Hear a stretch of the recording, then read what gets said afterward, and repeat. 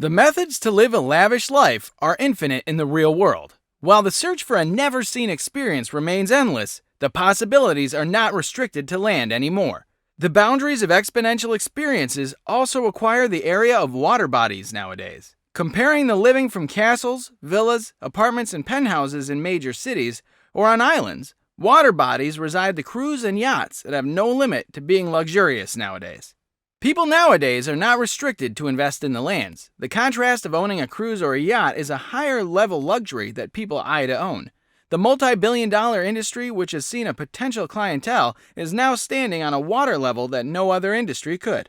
These floating cities redefine luxury travel by offering awe-inspiring experiences coupled with sumptuous, superlative amenities and impeccable services for travel enthusiasts.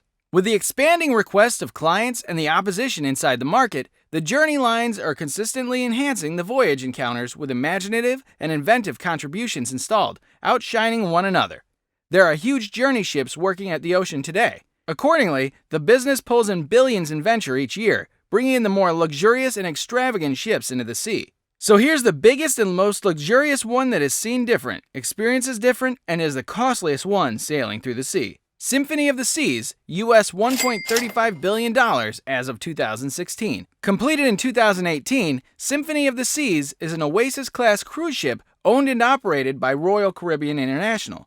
The Queen of the Sea was built in Chantier d'Atlantique shipyard in Saint-Nazaire, France, and was the fourth of the Royal Caribbean's Oasis class of cruise ships. At 228,081 GT, she is the largest cruise ship in the world by gross tonnage, surpassing her sister ship Harmony of the Seas, also owned by Royal Caribbean International. Symphony of the Seas measures 361.011 meters in length and has a gross tonnage of 228,081 across 18 decks. She's able to accommodate 5,518 passengers at double occupancy, up to a maximum capacity of 6,680 passengers, as well as a 2,200-person crew. There are 16 decks for guest use, 22 restaurants, 4 pools, and 2,759 cabins. For size perspective, Symphony of the Seas is about 30 meters longer than the largest military ships ever built, the U.S. Nimitz-class aircraft carriers.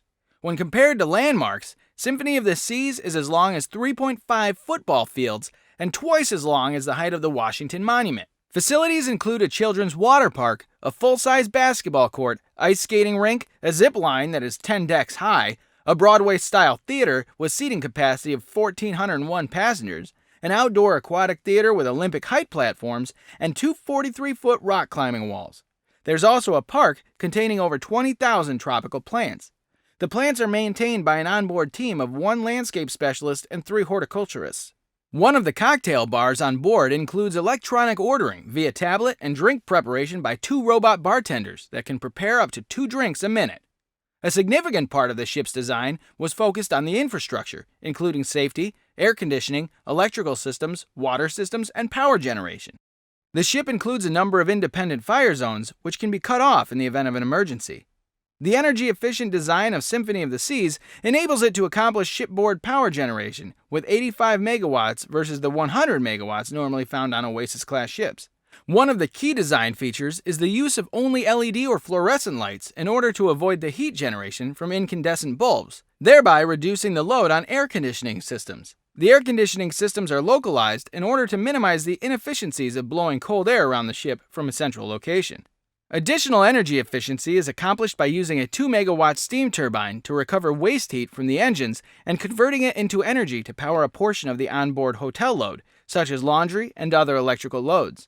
The ship's size and electrical load made it favorable to install the waste heat recovery system, which reduces the need for oil-fired boilers. For propulsion, Symphony of the Seas uses 3 20,000-kilowatt Azipod main engines, which are electric thrusters.